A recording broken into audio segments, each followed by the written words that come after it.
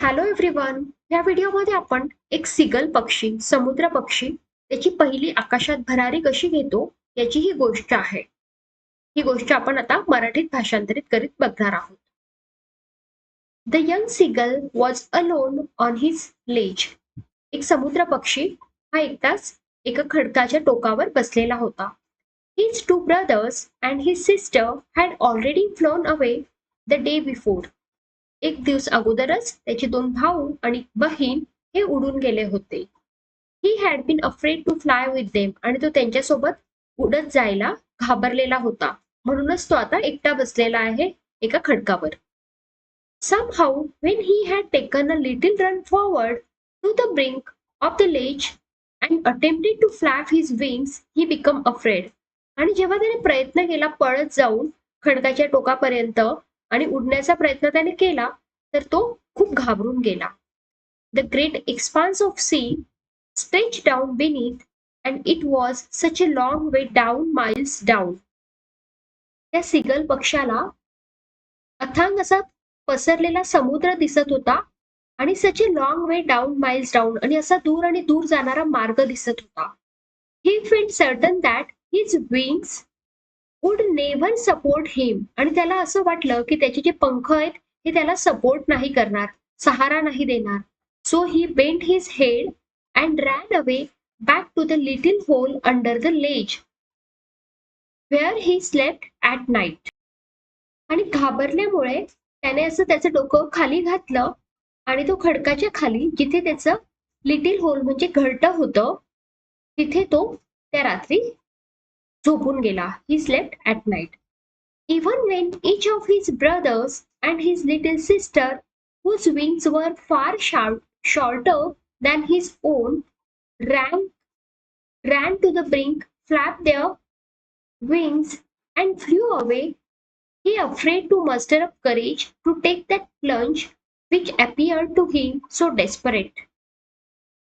त्याचे जे लहान बहीण भाऊ होते ना, ते उडून गेले होते. त्यांचे जे पंख होते ते ह्या सीगल पक्षाच्या पंखापेक्षा लहान होते. तरी ते खडकाच्या टोकापर्यंत पळत जाऊन आणि नंतर ते उडून गेले.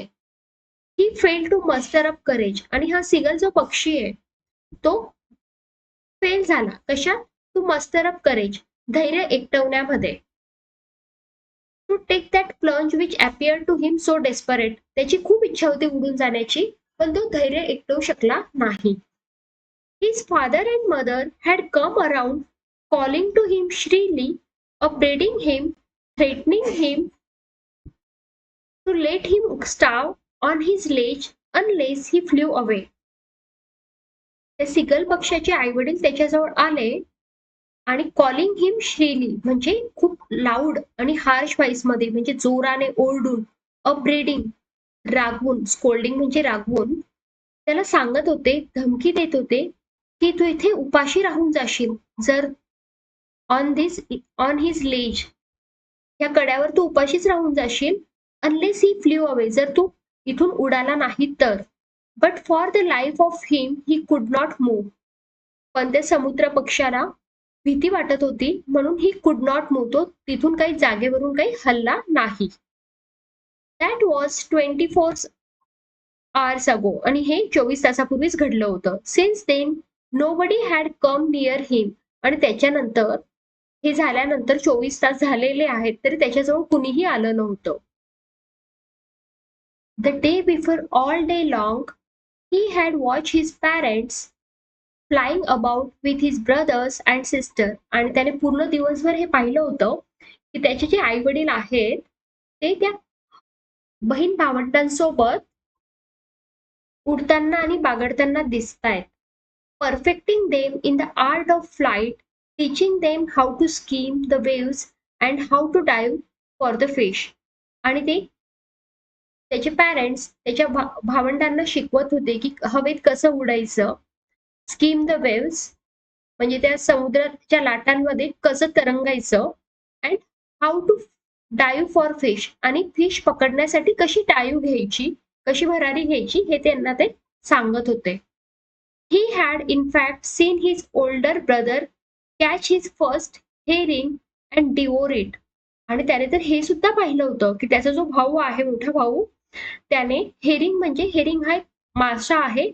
त्याने तो त्याला पकडलेला होता आणि त्याला तो खात सुद्धा होता. हे सुद्धा त्याने पाहिलं होतं. Standing on a rock while his parents circled around raising a proud cackle. आणि तो त्या खडकावर तिथे तो हेरिंग मासा जो आहे तो खात होता आणि त्याचे पॅरेंट्स त्याला अराउंड रेझिंग अ प्राऊड कॅकल त्याची ते स्तुती सुद्धा करत होते भावंडाची. कारण की तो पक्षी सॉरी मासा त्याने पकडलेला होता आणि खाल्ला होता म्हणून. And all the morning the whole family had walked about on the big plateau midway down the opposite cliff, taunting him for his cowardice. आणि पूर्ण सकाळभर त्याची जी पूर्ण फॅमिली म्हणजे आई वडील त्याचे 2 भावंड आणि त्याची एक बहीण हे त्या बिग प्लॅटूवर पठारावर पूर्ण पूर्ण सकाळभर हिंडत होते, जे त्याच्या समोरच होतं. आणि त्याच्या ज्या सिगल पक्षाला त्याच्या भित्रेपणामुळे ते टॉन्टिंग म्हणजे त्याची थट्टा मस्करी सुद्धा करत होते. The sun was now ascending the sky. आता सूर्य बराच वरती आला होता. Blazing on his ledge that face the south. आणि तो साऊथकडे सूर्य झुकलेला होता. म्हणजे आता पूर्ण पूर्ण दुपार झालेली होती. He felt the heat because he had not eaten since the previous night fall.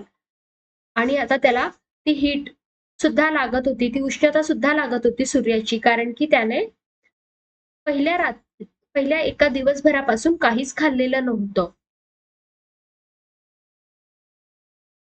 He step slowly out of the brink of the ledge. आणि तो हळूचपणे त्या खडकाच्या टोकापाशी आला. And standing on one leg with the other leg hidden under his wing. आणि तो एका पायावर उभा राहिला आणि एक जो पाय आहे त्याचा त्याने तो त्याच्या पंखामध्ये लपवला. He close one eye then the other. आणि त्याने एक डोळा मिटला, नंतर दुसरा डोळा मिटला. And pretend to be falling asleep. आणि असं दाखवत होता की तो झोपलेला आहे. स्टील दे टूक नोटीस ऑफ हिम. तरी त्याच्या आई वडिलांनी भावंडांनी त्याच्याकडे काही लक्ष दिलं नाही. He saw his two brothers and his sister lying on the plateau, dozing with their heads sunk into their necks. आणि सिगल पक्षाने पाहिलं की त्याचे दोघं भावंड आणि बहीण मस्तपैकी पठारावर डोकं मानेत घालून मस्तपैकी डुलक्या घेत पडलेली आहेत. His father's was preening म्हणजे काय? Making an effort to clean feathers with the beak. चोचीने पंख साफसूफ करणे. His father was preening the feathers on his white back. त्याचे जे वडील होते ते चोचीने feathers म्हणजे पिसे साफ करत होते. पंखांची पिसे साफ करत होते. Only his mother was looking at him. फक्त त्याची आईच त्याच्याकडे बघत होती. She was standing on a little high hump on the plateau, her white breast thrust forward. त्याची आई उभी होती एका पठारावर, छाती पुढे काढून. Now and again she tore a piece of fish that lay at her feet. Now and again she tore at a piece of fish that lay at her feet. म्हणजे ती सारखं सारखं काय करत होती? तिच्या पायामध्ये तिने फिश पकडलेला होता, त्याला ती सारखं सारखं पाडायची, म्हणजे त्याचे तुकडे करायची असं. And then scrap each side of her beak on the rock. आणि तिची जी चोच होती ती खडकावर घासायची धारदार होण्यासाठी. The sight of the food maddened him. आणि हे समुद्र पक्षी बघत होता आणि ती जे ते फिशचे तुकडे होते ते त्याला मॅडन करत होते, म्हणजे त्याला वेड लावत होते, म्हणजे त्याला ते खाण्यासाठी हवे होते ते फिशचे तुकडे. How he loved to tear food that way. आणि त्याला असं तो फिशचे तुकडे फाडायला, छोटे छोटे तुकडे करायला त्याला ते खूप आवडायचं. Scraping his beak now and again to whet it, आणि ती चोच खडकावर घासायला आणि ते फिशचे तुकडे तोडायला त्याला ते खूप आवडायचं. गा गा गा, he cried begging her to bring him some food. गा गा गा असा हा पक्षी ओरडला. आता तो का ओरडला, तर तो त्याला काहीतरी खायला हवंय म्हणून तो जोराने ओरडला. वा, शी स्क्रीम बॅक डेरिसिव्हली. आता त्याची आई सुद्धा ओरडली, आणि डेरिसिव्हली म्हणजे in a manner showing someone that she or he is stupid to bout is bow. But he kept calling plaintively. Plaintively म्हणजे एक्सप्रेसिंग सॉरो. पण तो खूप विनवणी करतच होता, कारण की त्याला भूक लागलेली होती. And after a minute or he uttered a joyful scream, आणि एका मिनिटातच तो खूप आनंदाने ओरडला. का ओरडला, तर तो his mother had pick up a piece of the fish and was flying across to him with it. कारण त्याची आई त्याच्याकडे एक माशाचा तुकडा घेऊन उडत येत होती. He leaned out eagerly, tapping the rock with his feet, trying to get nearer to her as she flew across.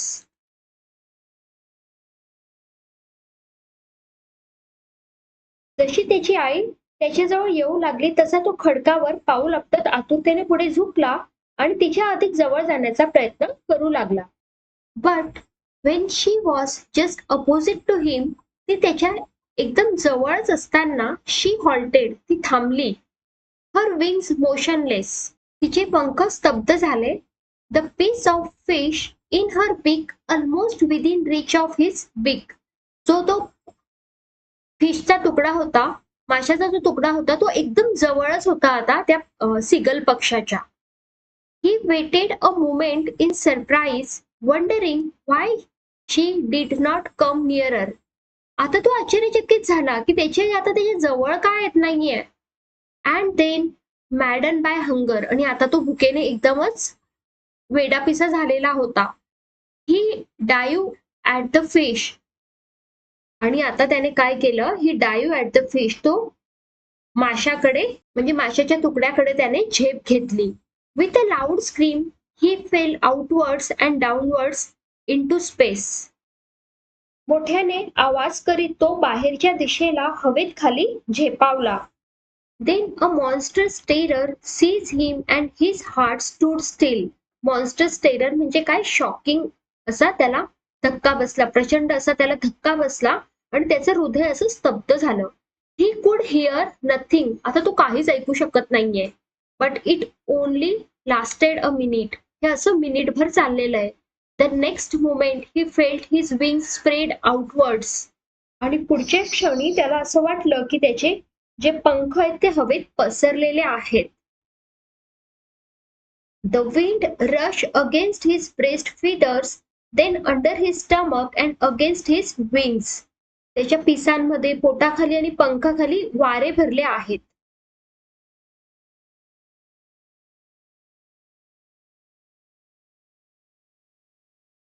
He could feel the tips of his wings cutting through the air. त्याच्या पंखाच्या टोकांना वारा छेद देऊन जातोय असं त्याला वाटले. He was not falling headlong now. आता त्याला तो खाली पडून जाईल असं त्याला भीती वाटत नव्हती. He was soaring gradually downwards and outwards. आता तो सिगल पक्षी मस्तपैकी हवेत तरंगू लागला होता, म्हणजे तो उडू लागला होता. He was no longer afraid. आता तो मुळीच घाबरत नव्हता. He just felt a bit dizzy. आता त्याला थोडंसं असं डिझी म्हणजे काय, चक्कर येण्यासारखं वाटणे. त्याला थोडंसं भोवळ येण्यासारखं म्हणजे चक्कर येण्यासारखं वाटत होतं. Then he flapped his wings once and he soared upwards. अजून त्याने त्याचे पंख फडफडवले आणि once again he soared upwards म्हणजे तो अजून वरती त्याने आकाशात वरती भरारी घेतली. गा गा गा गा गा, his mother swooped past him, her wings making a loud noise. आता त्याची आई गा गा गा असा आवाज करत त्याला प्रतिसाद देत त्याच्याकडे फडफडत, पक्ष्यांचा पंखांचा फडफडाट करत ती त्याच्याकडे एकदम लाऊड नॉईज करत आलेली आहे. He answered her with another scream. आणि तो सुद्धा ओरडून तिला उत्तर देतोय आनंदाने. Then his father flew over him screaming. त्याचे वडील सुद्धा कलकलाट करत आलेले आहेत. He saw his two brothers and his sister flying around him curveting and banking and soaring and diving. अजून त्याने काय बघितलं, त्याचे दोघे भाऊ आणि बहीणही त्याच्यापाशी झेप घेऊन सुरकांड्या मारीत आलेले आहेत आणि ते आजूबाजूला त्याच्या उडतायत. आता नेक्स्ट पेज 33 पेज नंबरवरचं आपण भाषांतर बघूया. Then he completely forgot that he had not always been able to fly. आता तो पूर्णपणे विसरलाय की त्याला उडताच येत नव्हतं. आता तो मस्तपैकी हवेत उडतोय. And commended himself to dive and score and curve and shrinking shrilly. म्हणजे shrinking म्हणजे काय? Making a loud cry. इथे मेकिंग अ लाऊड क्राय म्हणजे कसं आहे की तो आनंदाने ओरडतोय. आता हवेत भरारी घेताना तो खूपच खुश झालेला आहे आणि कर्कश आवाजात ओरडतोय आता आनंदाने. He was near the sea now, flying straight over it, facing straight out over the ocean. तो आता समुद्राच्या जवळ पोहोचला आणि समुद्राच्या पृष्ठभागावरून समांतर उडत सरळ वरच्या दिशेने त्याने झेप घेतली. He saw a vast green sea beneath him. त्याने खाली असा हिरवागार पसरलेला समुद्र पाहिला. With little ridges a chain of hills, म्हणजेच मुव्हिंग ओव्हर इट. आणि त्याला लहान लहान हिल्स सुद्धा तिथे दिसल्या. And he turn his big sideways and cawed amusingly. Amusingly म्हणजे काय? प्लेझरेबली, एकदम आनंदाने. आणि आता त्याने काय केले, त्याची चोच बाजूला वळवून त्याने आनंदाने चित्कार केलेला आहे, आवाज केलेला आहे. His parents and his brothers and sister had landed on this green flooring ahead of him. His parents म्हणजे त्याचे आई वडील आणि भावंड सुद्धा त्या ग्रीन फ्लोरिंग, त्या हिरव्या पृष्ठभागावर उतरली. दे वर बेकॉकिंग टू हिम. ते आता आवाज करतायत आणि त्याला खाली बोलवतायत. कॉलिंग श्रीली म्हणजे कलकल आवाज करून त्याला बोलवतायत. He drop his legs to stand on the green sea. आता तो त्या हिरव्या समुद्रावर उभं राहण्याचा प्रयत्न करू लागला. His legs sank into it. आणि त्याचे पाय त्याच्यात बुडू लागले. He scream with fright and attempted to rise again, flapping his wings. He scream with fright, तो भीतीने घाबरून ओरडला. And attempted to rise again, flapping his wings. आणि पुन्हा पंख फडफडत पुन्हा वर उडायचा त्याने प्रयत्न केला. But he was tired. पण तो आता दमला होता. And weak with hunger and he could not rise, exhausted by the strange exercise. आणि आता तो भुकेने अशक्त झालेला आहे आणि हा जो वेगळ्या प्रकारचा त्याने व्यायाम केलेला आहे त्याच्यामुळे तो पूर्ण थकला आहे आणि त्याला आता पुन्हा उडता सुद्धा येत नाहीये. His feet sank into the green sea and then his belly touched it and he sank no further. त्याचे पाय हिरव्या समुद्रात शिरले, पोट हलकेच पाण्याला टेकले आणि मग तो आणखी खाली बुडाला नाही. He was floating on it. तो आता मस्तपैकी तरंगू लागला होता. And around him his family was screaming, praising him and their bigs were offering him scrap of dogfish. त्याचे आई वडील, त्याचे भाऊ बहीण त्याच्या भोवती फेर धरून कलकल करीत होते, त्याचं कौतुक करीत होते आणि आपल्या चोचीतून त्याला डॉग फिशचे म्हणजेच माशाचे तुकडे भरवत होते. He had made his first flight. अशी ह्या सिगल पक्षाने त्याची पहिली भरारी घेतली होती. Thank you so much. तुम्हाला जर व्हिडिओ आवडला असेल तर व्हिडिओला लाईक करा आणि चॅनलला सबस्क्राईब करा.